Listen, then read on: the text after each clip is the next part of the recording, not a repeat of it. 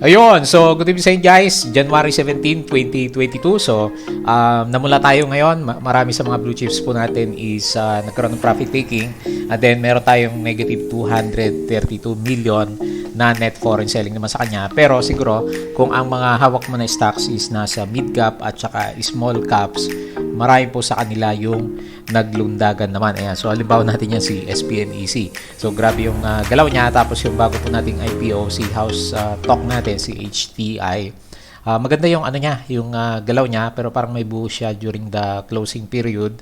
Pero okay pa rin siya, di ba? Nag-gain pa rin siya for the day. Tapos si dito naman natin, ayan, opposite naman yung galaw niya ngayon. After ma-digest ng market natin yung extension po ng kanyang stock rights offering na extension until January 25, laki ng lakas ng gap down na, so not so good siguro yung so siguro marami pang shares na hindi nabebenta kaya ganyan. Nag-discount muna si dito natin. Anyway, tingnan po natin kung ano meron sa kanya. Tapos si FNI, so finally nagkaroon na rin po siya ng breakout. So medyo malakas yung volume niya tapos pinag-usapan siya last week. So, finally, okay na rin yung galaw niya. Tapos, si X natin, ayan. So, yung mga pwede na lumaya, makakalaya na po kayo kasi buhay na si SurePass po natin. So, nasama na ulit sa ating PSE market naman. So, si lang ang wala, si Abra Mining. So, antayin na lang po natin kung kailan naman po yung kanyang opening. So, hindi pa natin alam kung ano yung status niya kasi wala din tayong masyadong balita kay Abra Mining po natin. And then si Aldi, so namula naman siya ngayon. So akala ko okay na yung breakout niya pero ngayon medyo nagkaroon siya ng stopover kasi ang dami kasing stocks na nagtalbugan. So siguro hindi niyo mararamdaman yon kung puro blue chips nga yung hawak niyo ng mga stocks, pero pag medyo mix kayo, marami po sa kanila is maganda po yung galawan naman. Okay? So, yan po yung pag-usapan natin. So, as usual, kung bako lang dito sa ating trading channel, disclaimer lang po. So, yung ginagawa ko na review dito guys at saka yung personal na sinasabi ko dito is lang for education purposes, for entertainment, and then wag na wag mong gagamitin to para reason, para mag-buy, sell, or hold po ng mga stocks kasi mga personal ko lang naman yan interpretation po. Merong risk na involved dito sa ating market. So, pag-aralan mo po bago ka pumasok sa mga stocks natin.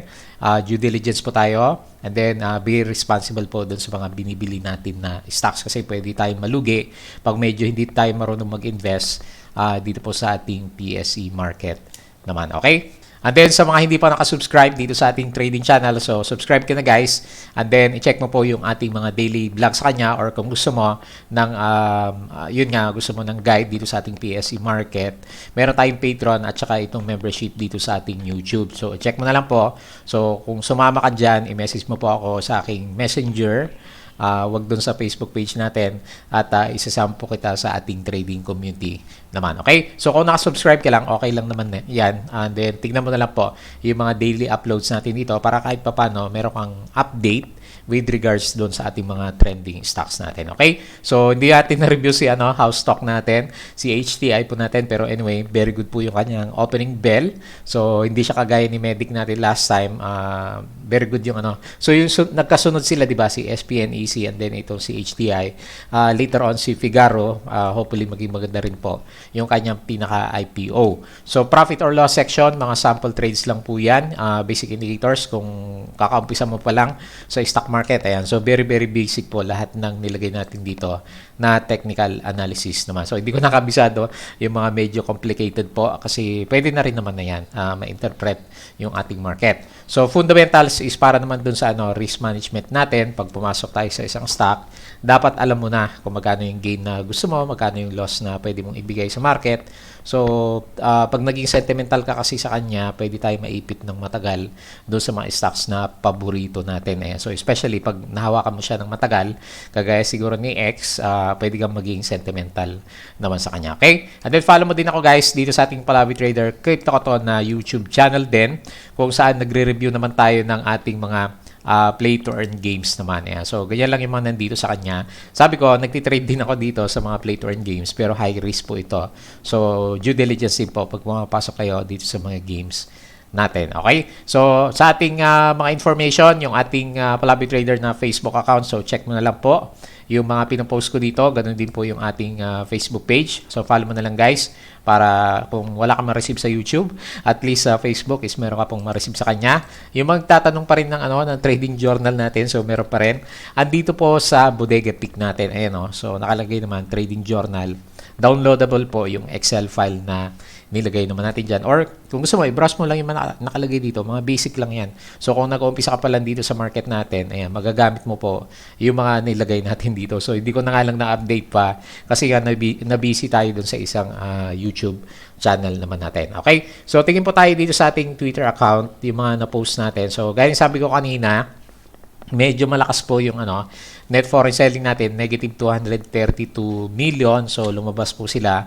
Kaya, majority po ng mga blue chip stocks natin is hindi maganda yung kanilang mga galawan. So, ang tinamaan ngayon is si property sector.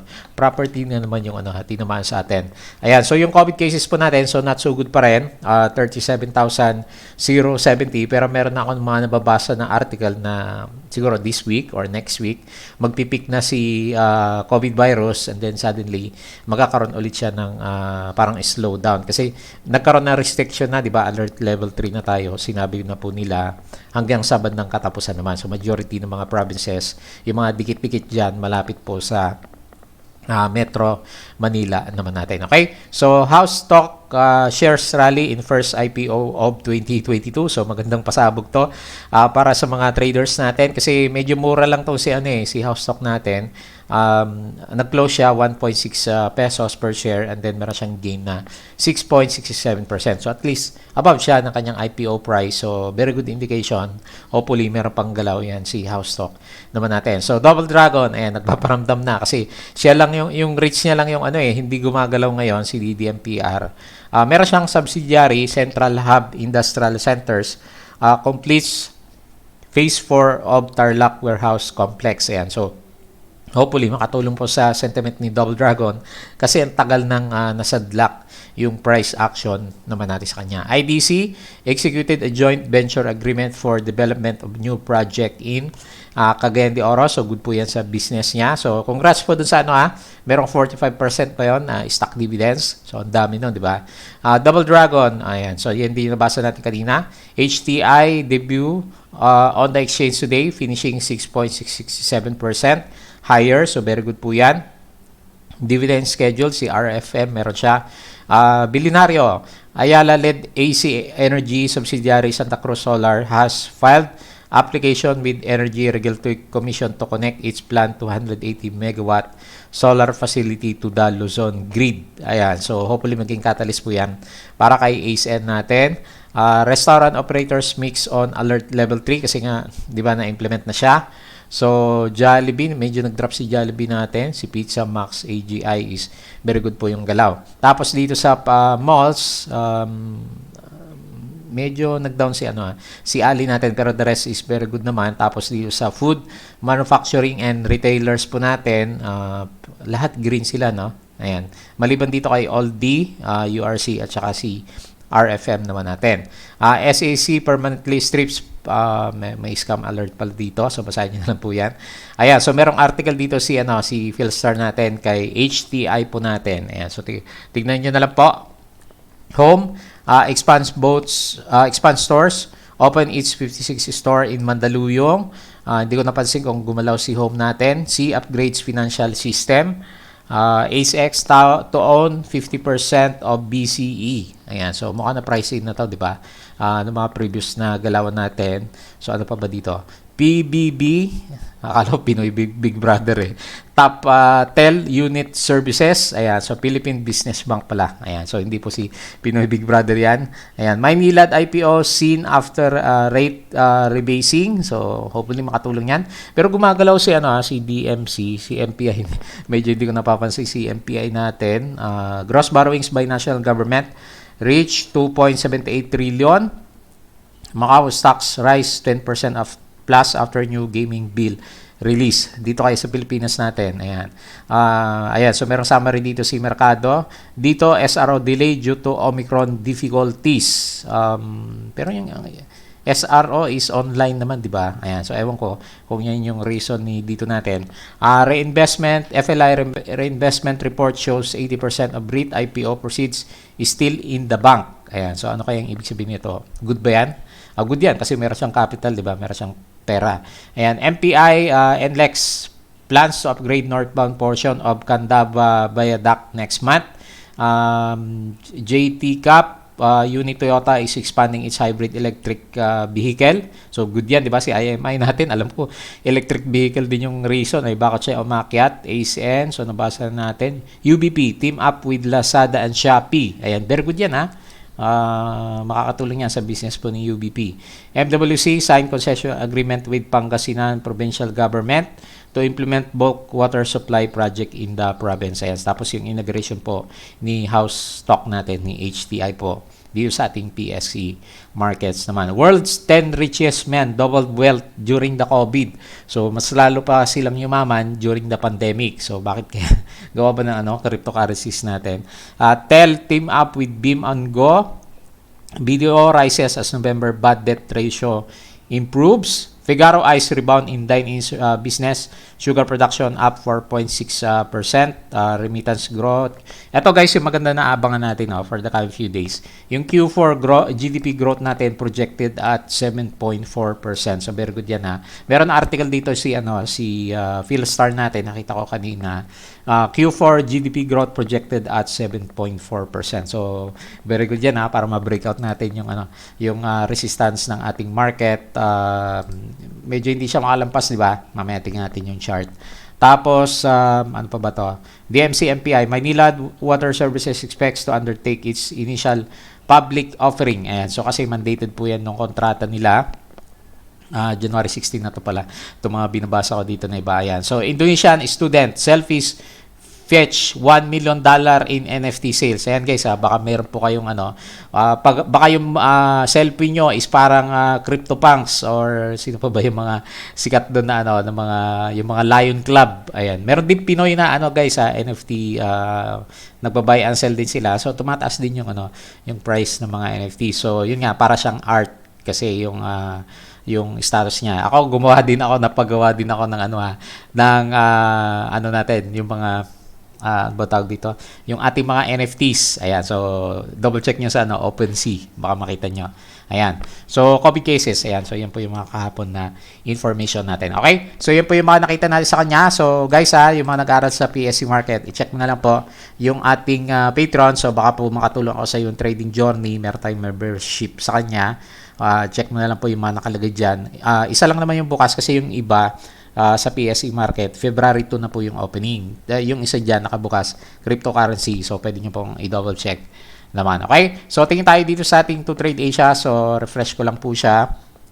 So, dito na ako nakatingin ng yung data natin, live data, dito kay 2Trade Asia. So, live naman yung mga lumalabas sa kanya. So, hindi pa ako nakapag-open ng data para sa PSE market natin, yung live trading ni investor natin. So dito muna ako nagre-reference kay 2Trade. So live naman po yung mga data niya. Yun nga lang, pag nasanay ka dito sa bandang kanan, nandito yung mga stocks natin, di ba? Yung trending, yung mga top gainers at saka top losers. Medyo doon tayo sanay tumingin. Okay? So net foreign selling natin negative 232 million. Not so good. So karamihan po kasi ng blue chips, especially itong si GGS, mukhang kinain din niya yung mga run up. So iniisip ko parang bull trap yung ginawa kay GGS, pinamp tapos ngayon biglang drain up po na malakas yung price action natin. URC Tel, so nagbagsakan din sila kaya nag-loss tayo negative 0.52%. So ngayon very strong tong trend ni ICT natin. Kung pansinin mo, konti lang siya pero yun nag-add up kasi yan So ICT 2.27%, si AGI nagkaroon ng breakout. Bloom, sino pa ba? Pure Gold medyo nakabawi ng konti. Ayan. So, konti lang po yung green natin.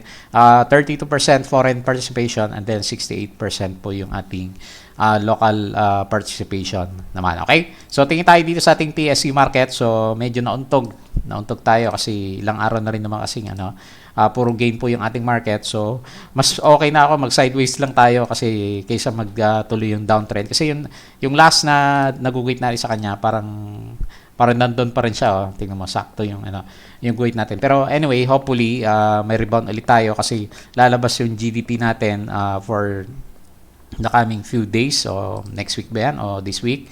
So maganda yon para sana ma-break natin tong 7,322 na immediate na resistance po ng ating PSE market. So in the short term, wala tayong ibang threat kundi yung COVID case po natin.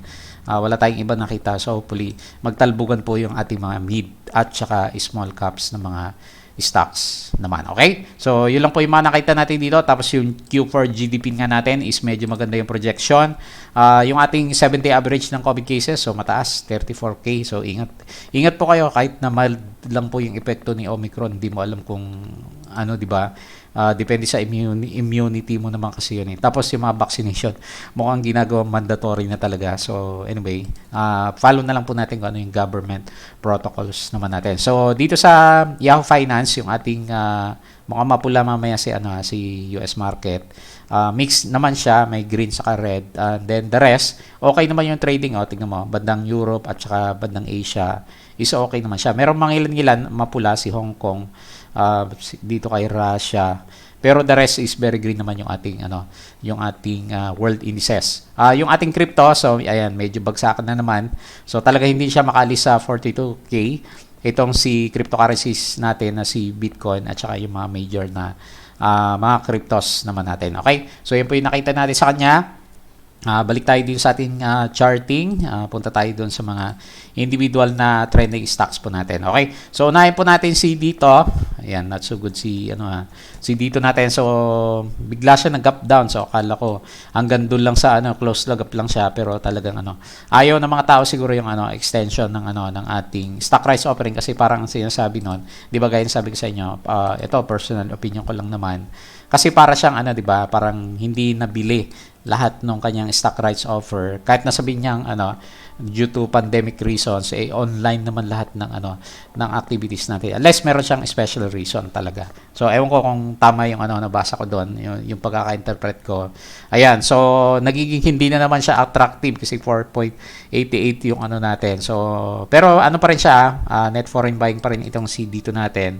23.4 million. So baka pag end ulit ng January 25 natin bago siguro mangyari 'yon. Baka doon na lang na naman siya pitikin para maging attractive yung ating stock rights offer naman sa kanya. Okay? So ganyan lang muna. So medyo sentiment driven si dito at hindi technical po yung dahilan ng pagbagsak ng kanyang price action. So tingnan natin gaano kalaki. Laki pala ng drop nitong si dito natin.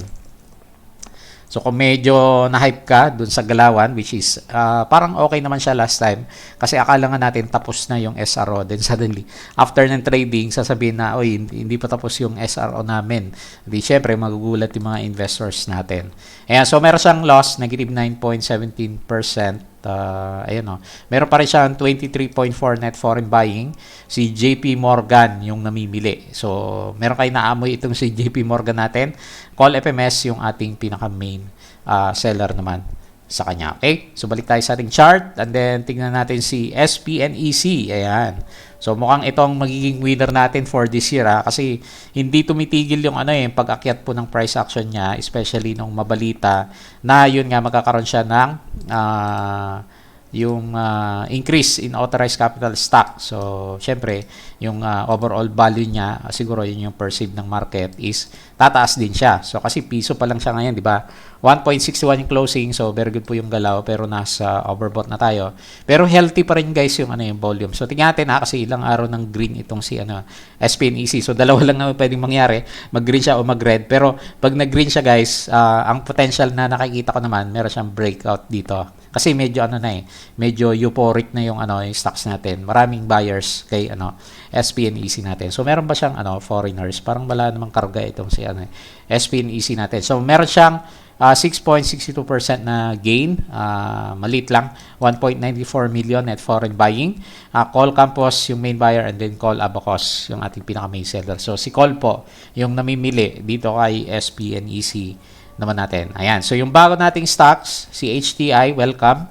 Kasi ang ganda ng galaw niya. Ayan, so pumupunta sa kaliwa yung yung chart natin. So tingnan natin sa 5 minute. May konting buhos yata to eh, kaninang 5 minutes. Ayan, so meron siyang buhos na, gaano kalaki ba tong buhos na to? Parang malaki din, no? Tingnan natin na nag-drop siya ng 8%. So, grabe din, no? Kung medyo nakapulot ka sa bandang taas, medyo worrying din siya kasi 8%. Medyo malakas din po na drop yan ng price action natin. So, anyway, first day pa lang naman. So, tingnan natin bukas kung ano po mangyari dito kay HTI. So, very good. Gusto natin yung mga ganito. Yung price is above sa ating opening naman sa kanya. So, tingnan natin yung yung galaw niya. So, sana may data na siya. Ayan, meron na. Meron siyang gain na 6.67%. Net foreign selling siya. 80 Castro, Timson yung main buyer, and then 80 Castro, Timson yung ating pinaka-main seller naman sa kanya. Okay? So, yan lang muna analysis natin. So, wala pa tayo masyadong makita kasi first trading day, pero good po yan. Naupisan niya na green yung kanya market. Tapos, next natin si FNI.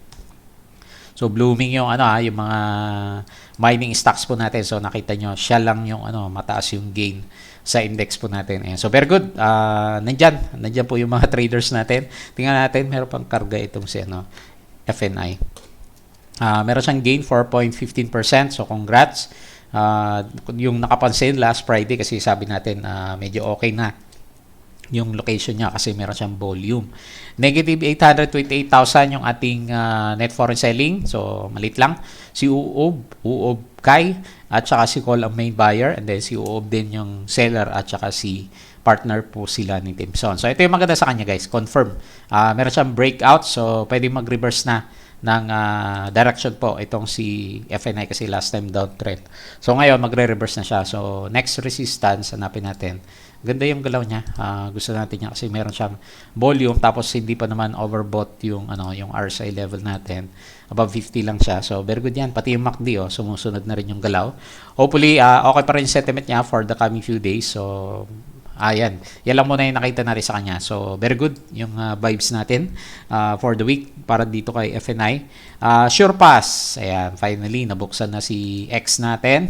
So, binalikan mo ba yung X mo o iniwan mo na? Meron siya loss, negative 13.64%, pero worth the wait, di ba? Makakalabas ka din naman pala. So, ngayon, si Abra na lang po yung antay natin. Net foreign is 8,000, so malit lang. Call video main buyer and then call FMS yung ating pinaka-main seller naman sa kanya. Pero okay na ako sa ganyan kahit nag-drop siya ng 13%. Kasi kung meron kang naiwan na pera dito sa kanya, na-cash out mo na, di ba? Naging cash out na siya. So, yun nga lang, syempre, negative sentiment. Bukod sa hindi po maganda yung fundamentals po nito si SurePass natin as of this time. So, hindi ko makakalimutan si SurePass kasi ito yung una kong 50% loss. Ang tagal kong hinawakan dati si SurePass nung medyo emotional tayo sa kanya, akala natin na potential na bagger, pero nung hindi pa tayo masyadong marunong, around 2016, so ilang years na rin naman, 6 years ago, so kaya sabi ko sa inyo guys dito ako natuto naman kay malaki naman yung malaki yung talo ko kay X last time. Pero ito naman yung pinaka biggest lesson ko sa kanya. So diyan ko nakuha yung back testing, paano mag-back testing, yung mga vlog ko last time. Kaya nag-start ako na mag-vlog kasi na-realize ko na meron akong ginawa na mali. So naging emotional ka, yun yung pinakauna, tapos hindi mo ni-respect yung sinasabi ng ng price action natin. So, mahirap din mag-hope sa isang stock na, ayan, pinapakita na niya, pabagsak siya, pero hawak ka pa rin ng hawak sa kanya. Diba? So, until such time, worst case pa na nangyari sa kanya, na-hold pa siya kasi meron siya mga violation sa ating PSE market naman. Okay? So, hopefully, magbago na si X natin kasi binigyan siya ng chance ng ating PSE naman. Okay po. So, hopefully nakalabas ka na kung medyo matagal man siyang hawak. Tapos si Aldi natin, tingnan natin yung nangyari sa kanya. Hindi naman siya masyadong gumalaw, di ba? Si Aldi natin. So, nandun pa rin naman siya sa breakout point niya. Hopefully, hindi yan tweezer tops o ano man. Tingnan po natin for the coming few days. Pero ganun pa rin naman kung ano yung analysis natin last time. Breakout pa rin naman siya, so tingnan natin kung matuloy yan yung reversal naman niya. So yun nga lang, unlike ni FNI natin, si FNI kasi merong volume. Ito medyo naubusan siya ng volume ngayon, kaya namula itong si Aldi naman natin. So yung volume kasi magtutulak ng ng price natin. So malit lang naman, negative 1.59%. Video call yung main buyer and then call FMS yung ating pinaka main seller naman sa kanya. Okay? So yun lang muna yung mga nakita natin, pero ako good vibes ako sa market ngayon kahit na medyo yung blue chips natin na mga hawak is hindi maganda. Okay lang kasi na-compensate naman yan ng ating mga mid at saka small caps. So kung medyo distributed ka, meron kang blue chips, meron kang mid caps, and then meron kang small caps. So mababalance mo yung yung galaw ng PSE sa portfolio mo naman. Okay? So yun lang muna yung nakita natin for today. So hopefully ganyan pa rin bukas. Good vibes pa rin yung market natin and then mag-rebound yung mga blue chips.